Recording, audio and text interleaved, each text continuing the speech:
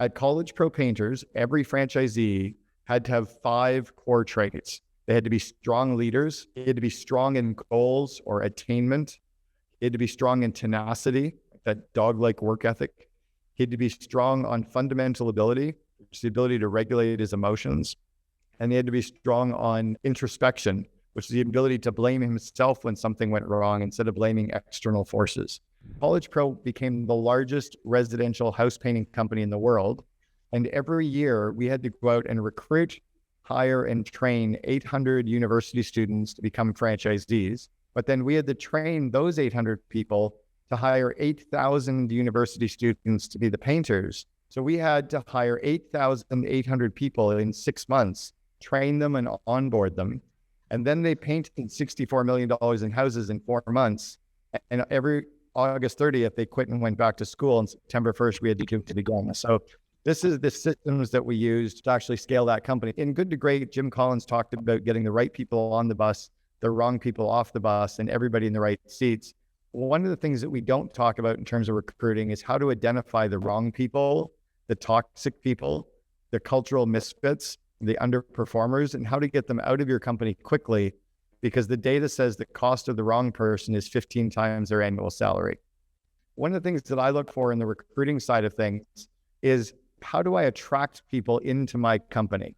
And I think about duck hunting. One of my grandfathers owned a hunting and fishing resort, and we would go duck hunting every fall, and he would put these decoys out into the water, and they were plastic or wooden ducks, and they were meant to attract other ducks into our blind. And I always thought about, what are the decoys that we use to attract employees to our company, right? What are the things that we do to attract them into our brand? You know, what would Richard Branson or Steve Jobs do with your company website? If they owned your company, how would they change it to attract people into that cult, right? What would they do with your company dress code? What would they do with your company's leadership team? So think about that on the recruiting side of things. How do your job postings read? Are they reading like a job sales letter, or are they reading like a very boring, typical job posting? Because you need to attract people into your blind. The other thing I learned from duck hunting was the best employees are often not looking for a job. You know, you get lucky when you do a job posting and you find somebody like Jesse Brannon, because Jesse happened to be looking and I got lucky. But most of the great employees have a job, or you're networked to them already and you can go and grab them right away, or you can use an executive recruiting firm and you can go and poach them. But the best employees, you often have to poach them and take them away from a good job, because it's often just the solid B players, unless you get lucky, who are out there looking for a job right now. Or your network will have them, right? The people that you're looking for, no matter how big you are, the people are going to be in your network. In the recruiting process, one of the things that I've always looked for is the energy and the connection that I have with the people that we're hiring. And how do you replicate that across the organization, right? If you're hiring 8,800 people, how do you find the cultural people that, as Steve Jobs would say, that have the twinkle in their eyes, right? If you share with them the vision for your iPhone, or you share the vivid vision of your company, if they read it and they're excited and they're twinkling and they're vibrating in their seats, those are the people that you want to start interviewing to see if they have the skills. But don't interview people, don't start bringing them into the process until you know that they actually have that cultural vibration that you're starting to look for. I also want to make sure that you consider, does your company use job descriptions, or do you use measurable scorecards to recruit people and to actually hire people? So an example of a job description would be something like this. If I needed to bring on a swimmer, right, a director of swimming, they had to be a fast, strong swimmer, experienced with all strokes, competitive and a team player. That's a typical job description for a swimmer. But this is a measurable scorecard for a swimmer. I want a swimmer who has won Olympic gold across 3 to 4 events, someone who broke world records, someone who won in individual and team events. You know, they're very measurable, because if you hire based on a job description, this guy is very fast, he's strong, he's experienced with all strokes, he's competitive, he's a team player, but he's going to get you solid B or solid B- results. If you hire based on a scorecard, you end up with a very different people coming into your organization. I was talking to a CEO that I was coaching the other day, and he said he wanted 80% of his team to be A players. I said, that's impossible. Your A players are racehorses, your B players are workhorses, your C players have to go to the glue factory.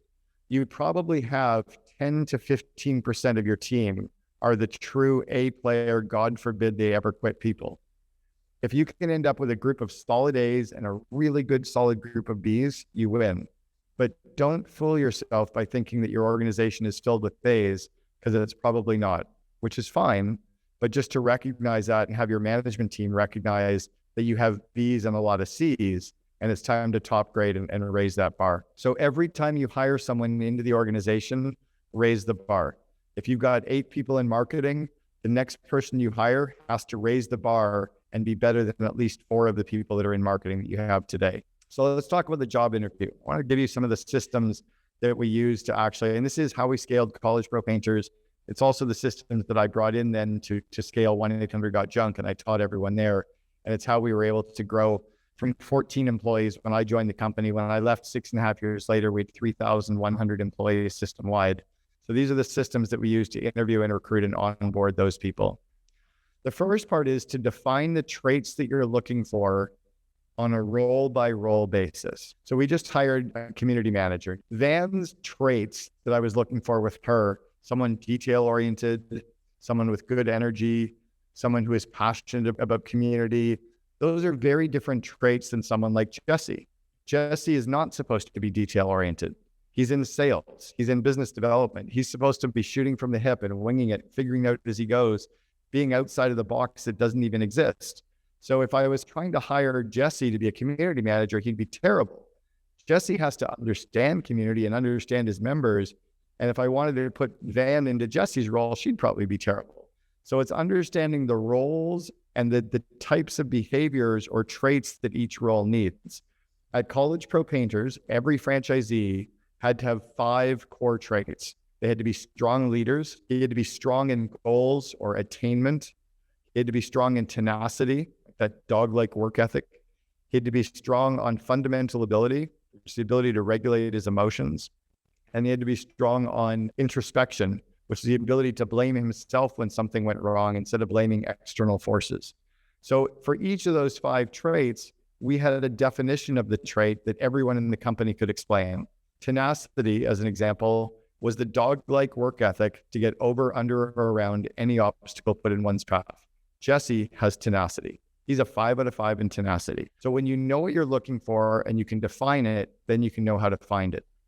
That's the core starting point. For every trait that you're interviewing for, you need to have 5 core questions that you're going to ask to start uncovering the trait. You know, I was asked by somebody, well, if you're hiring somebody in university and they need to be strong in leadership, they're only 20 years old. They've never led anybody. I went, really? Kimball Musk had led his school team. He led his underwater water polo team. He was rallying all the kids in commerce at Queens to go out and party. He'd been a leader his whole life. If you kind of checked my past, I was always doing things in leadership roles when I was in grade school, in middle school, in high school, and in university. It's obvious I'm going to be a leader later in life as well. But if you know what questions to ask, then you can actually rate people on each of the traits. So again, something we did really well at College Pro Painters that we then brought over into 1-800-GOT-JUNK was on every trait, we rated people on a bell curve. 40% of the candidates could be given a 3 out of 5. 20% could be given a 2 out of 5. 20% could be given a 4 out of 5. 10% of the candidates could get a 1 out of 5. And 10% could be a 5 out of 5. Right? We forced people into that kind of a curve so that not all the candidates were getting a 5 out of 5. Like, wait, you just interviewed 10 people. Only 1 can really be a 5. 2 can be a 4. So it really forced us to interview better and to rate people. And then we decided that if you were going to move from interview 1 to interview 2, you had to get at least a 4 or a 5 on leadership attainment and tenacity, and at least a 3 out of 5 on fundamental ability and introspection. So we knew what we were looking for. We knew how to define it. We had the questions to start the interview on each, and we knew how to rate people on each of those 5 core areas. So then we go into the actual job interview itself and the types of interviews.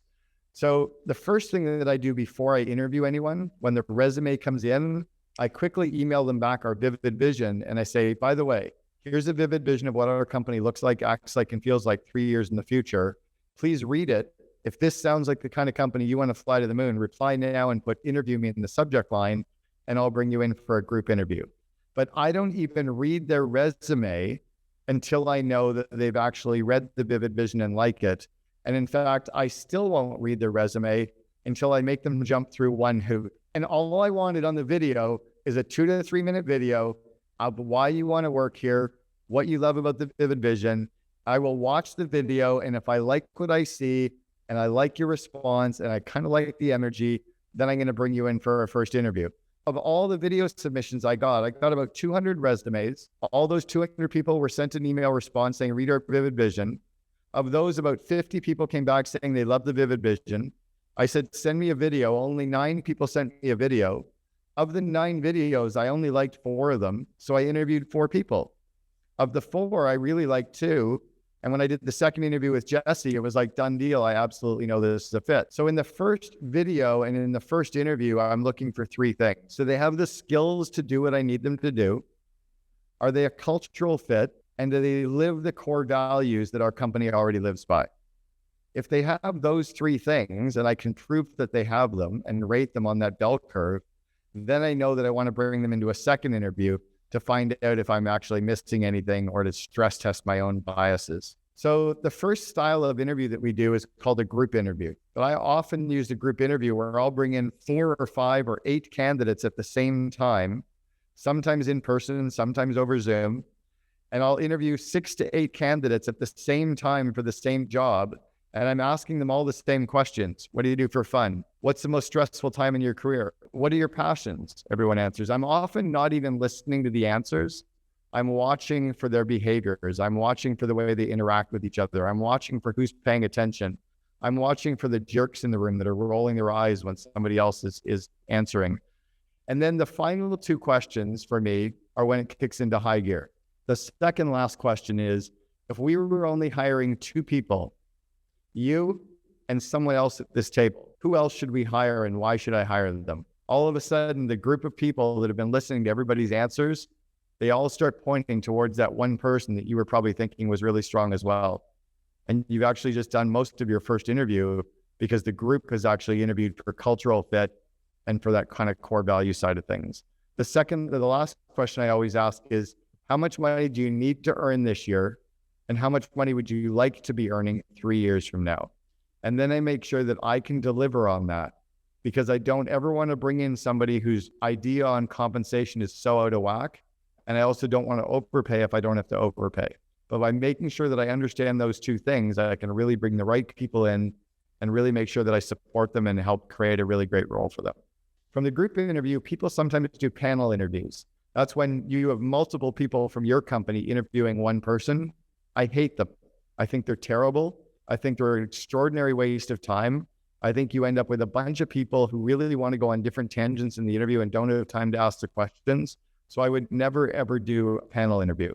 The group interview is one person from your company interviewing multiple people. That's when you get a lot more leverage and you learn a lot more. The first interview, you're really starting to dig in around skill set and core values, and you're really actually spending time to really dig in on the person's resume.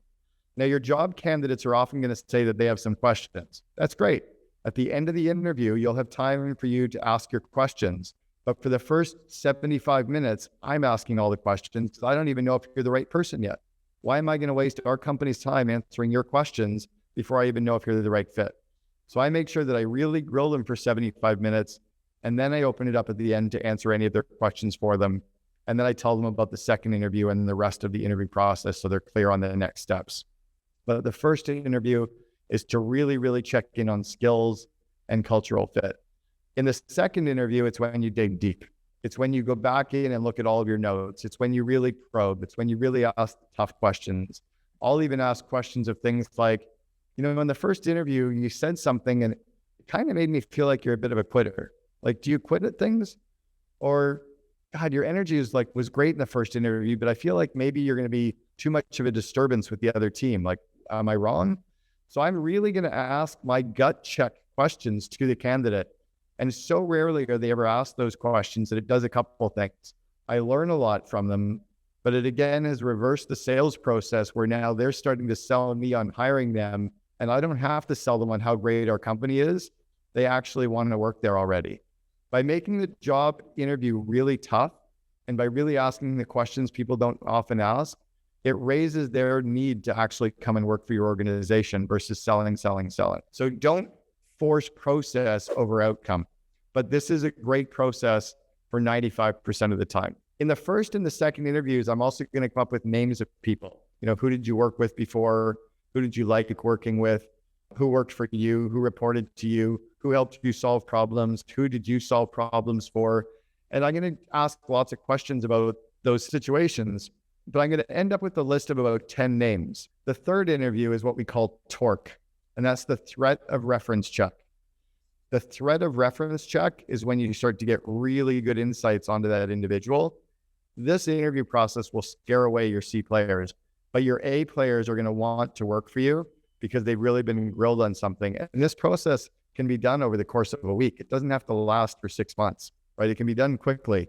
These are the steps that have to happen, but you don't need multiple days or weeks in between each step in the process. The key for you as the interviewer is to be prepared. It's to really, really do your homework on this individual.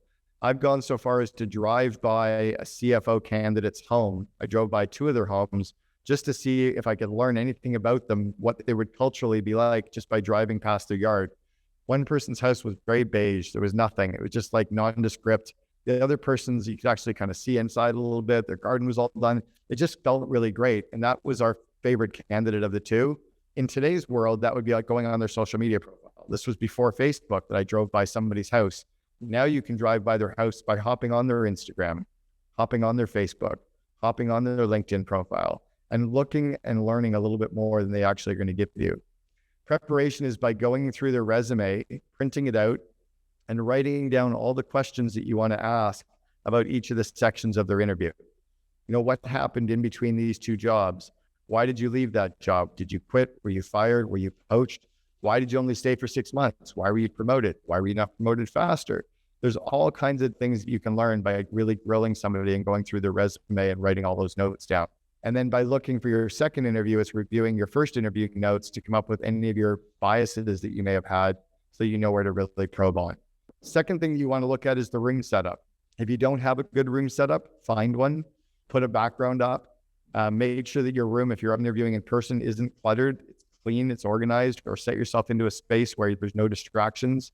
If you want any distractions at all, you want them for the candidate, not for you. Your back should be to the window, so they're looking out the window. Your back should be to the glass wall, so they're looking out into the rest of the office space. You need to stay focused. You want them to get distracted so that you can get deeper into the interview process as well. And that's key for the room setup. A lot of the content I'm covering right now is covered in one of the modules on my Invest in Your Leaders course. If you actually get your managers to sign up for the Invest in Your Leaders course, one of the 12 modules is on interviewing, and it's how to ask all these questions, how to set up the room. All this stuff is covered. The types of interview questions you're asking, open-ended questions, tell me about a time when, or closed-ended questions. Tell me exactly what happened here or what happened there. And then the probing questions are when you ask why, or the who, what, when, where, why, and how. I may sometimes ask the same question, why, 3 or 4 times in a row. And it's amazing the more time you ask why, how much they'll start to reveal in that actual interview. Your job is to use your ears and the mouth the same ratio that God gave them to you. God gave us 2 ears and 1 mouth. In the job interview, your job is to listen way more than you talk. And by asking questions and asking the why and really listening and really deploying the pregnant pause, when you deploy the pregnant pause in a job interview, people will talk because they can't handle the inconvenient or the silence really drives people crazy. Deploying that simple tool in an interview. And by the way, you need to practice these things. So if you have managers that work for you who have done job interviews, right? They've done interviews at your companies. Have they actually been trained on how to do proper job interviews? So the opportunity is to get your team trained on the stuff that they're doing day to day. For me, the reverse sell is, I'm never going to sell you on how great our company is. What you have to do is reverse the sell to get them selling you on why they're good enough to get this opportunity. Get them selling you on why they're good enough to be offered this franchise. So the tougher I make the interview, the harder I make it for the candidate selling me, the more they actually want the job. The best people don't want to be sold. The best people want to know that you're really, really working hard to find out if you've got the right people coming in. I also want to make sure that I close off each of the interviews by actually telling them the next step in the interview so that they know what's clear. Don't let them leave the interview and wonder for the next 3 days what's coming. Tell them right away. So by the way, the next steps are this, so that you can kind of keep them on that breath. And maybe you give them another hoop to jump through, something else that they actually have to do for you. Even if it's down to pour over our website, find 3 areas of improvement for our website. It's a great way to actually get tweaks on your website given to you. And then after you've done the interviews, go back through and rate the candidates right then. Don't go back to work. Don't get sucked back into your email. Spend 5 minutes and rate them on those 5 behavioral traits, rate them on the scorecard areas.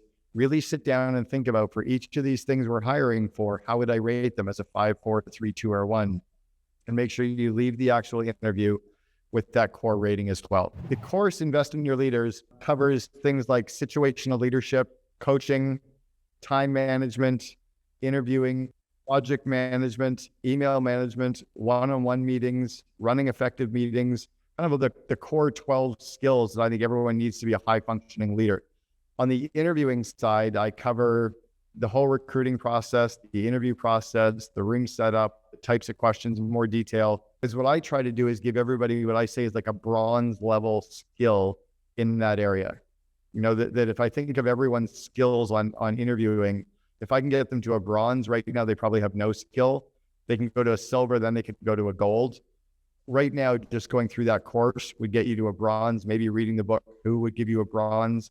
Maybe sitting and then talking about it. I talk about classroom teaching as one of the modules in the course, that for every skill area that I train somebody on, abstract conceptualization, right? You all got today some of the abstract concepts around interviewing. The next stage is the active experimentation. It's practicing it. It's role playing it. It's trying it out together. It might be in breakouts, trying it out off site, trying it out with your team. And then you go to the concrete experience of actually doing job interviews and actually trying these things in a job interview. And then reflective observation is thinking about the job interview and thinking about what you've learned and what went well, what didn't go well, what can I try better on my next job interview. And then you go back to the abstract concept again. You watch the content again, you read the book again. So that's the cycle of learning that adults go through.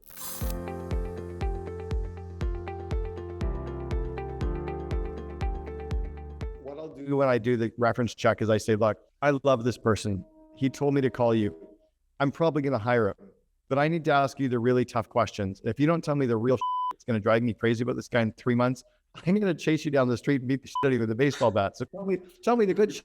I've used that phrase and I laugh when I say it. I have used the phrase chase you down the street and beat the shit out of you with a baseball bat 100 times on reference check calls, and people will always give me the good shit. Or I'll be like, no, come on. Like, don't tell me they're too precise. I mean, tell me they drove you crazy because they can't manage their emotions. They punched a hole in the bathroom wall. That's the stuff I want to hear. And then they do. So we're human. We're wanting to be given the door to really do something. So that's how I approach them. I just ask the tough questions in a way that kind of nobody else does.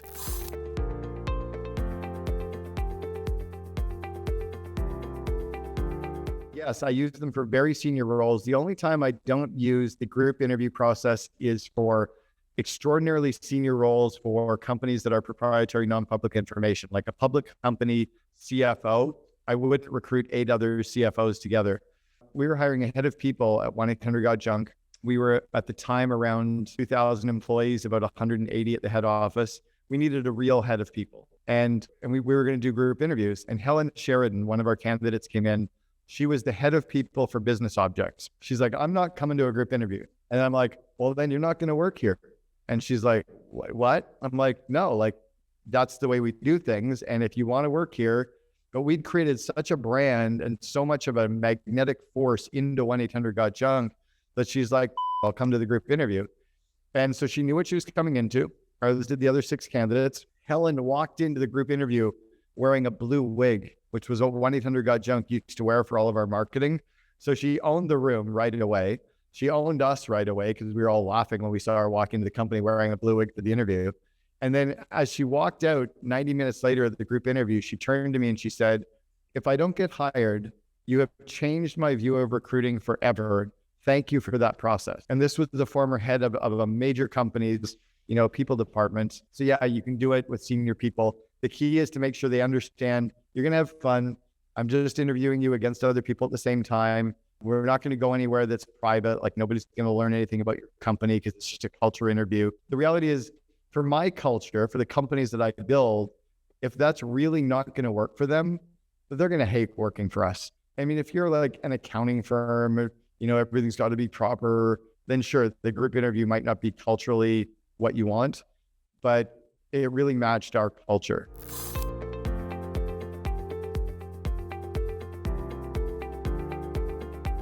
I would never brief a candidate on how to come and apply for a job, but if they're not coming in with a bunch of questions and wanting to ask me on some stuff, it's probably a big red flag that they're not going to be strong enough leaders to stand up and speak up in meetings, and they're probably not going to be the kind of people that I want working for me.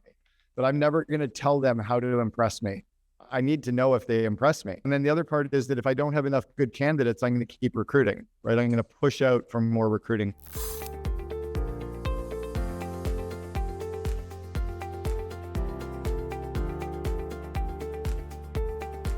Key for all of us is to make sure that we start to turn our companies into magnets for talent, to start winning the awards, to become a best place to work, to invest in our leaders' growth, to turn our websites into magnets, to really create that magnetic force for your brand so that people want to work with us. And then secondly is to really increase our marketing and spend around recruiting talent and bring them into a competitive pool so they start to realize, wow, this is a group that's serious about wanting to pick the right people.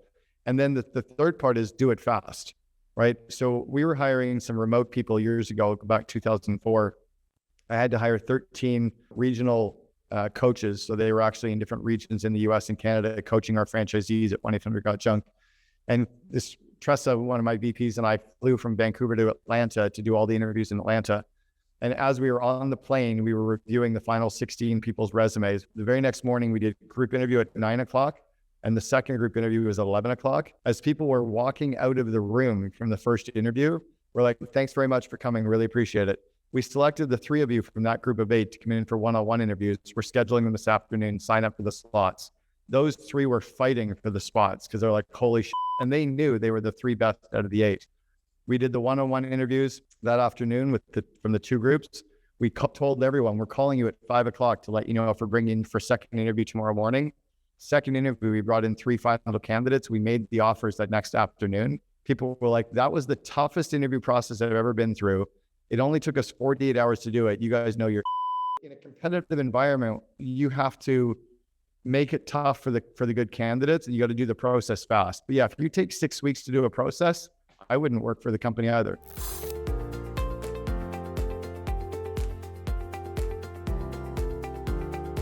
And the first stage with the screening of videos and the, getting the candidates to respond with their video, that's really anyone. That's an admin, EA, anyone can make sure that happens.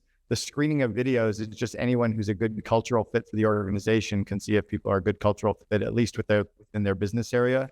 Then in the first interview and second interview, it usually goes into the hiring manager. But because the hiring manager isn't screening 100 resumes to narrow them down to 20, to narrow them down to 9, they're only actually reading 9 people who have already submitted a video. It's not a lot of time for the hiring manager to actually get into the process. I love the CEO to get involved in torque, or at least at the end of the second interview, right? I call it the sniff test. Every leader has to at least interview 2 layers below them. So if the CEO isn't hiring a direct report, he at least wants to interview all of his direct reports, right? At least going 2 layers below. But it's hard to say that, if you're, Elon Musk, you're going to interview everyone at SpaceX, but Elon would at least be interviewing anyone reporting to any of his direct reports. And then his direct reports would interview 2 layers below them as well.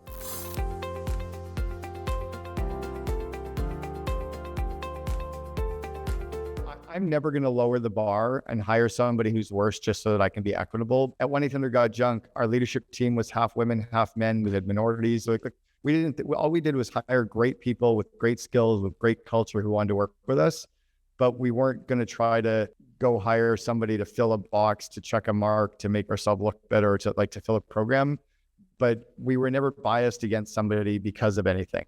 I've hired people that are trans openly. I've hired minorities. I've hired people that are in wheelchairs. I've hired remote. I've hired a 65-year-old woman back in 2001 to work in our call center when no one was going to hire a 65-year-old woman to work in a call center.